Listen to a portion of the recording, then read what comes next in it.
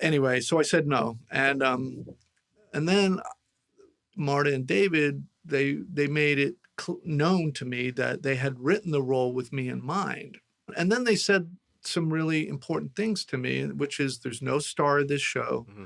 Everyone's a tight group. Everyone's an ensemble. And we've met everyone else and they're all great. They're good people. And they said the process, and they were true to their word, Marta and David, they was collaborative, Mm-hmm. meaning my voice would be heard. I could pitch ideas. I could come up with funny. Yeah. And there was like a great trust and mutual respect, which hadn't existed before. So, and I have to say, that lasted for the 10 years of Friends.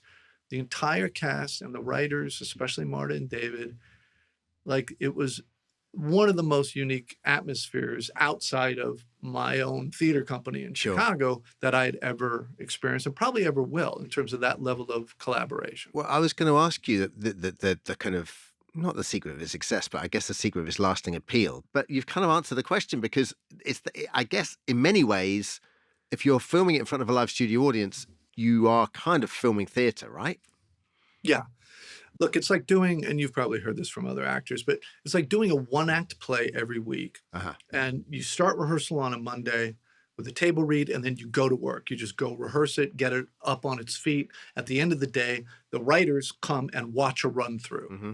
And that's when you start. First of all, the writers will immediately recognize, okay, this is working, that's not, this is too long, this is too short, blah, blah, blah. And then they'll also listen to our ideas and notes and thoughts. They'll go away and they'll work all night. And we'll come back the next morning and there's a brand new script. Right. And then we'll do the same thing every day. They'll keep working and working and working, and they'll write till the wee hours. And then by Friday, when we have a live audience, finally the script is, I'd say 95 to 99% finished.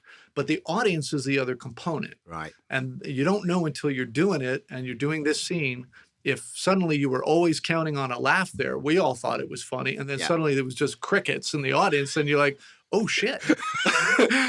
So at the end of that scene, the writers would huddle.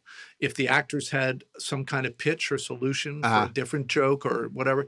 And then before you know it, the writers will have fixed it and they'll come up with another funny, and you do the scene again. And now you get the laugh. Yeah. And it was so much fun. And unlike anything else, what you're doing is you're making this one episode of television with the input of the audience and with the writers, like a gang, like 10 to 14 of them huddling, and the actors pitching, and like there's excitement and energy, and that is unlike anything else, because you got to get it. You got to fix it, and you got to get it that night. But number one, like the success of that show is the writing. Yeah. Number one.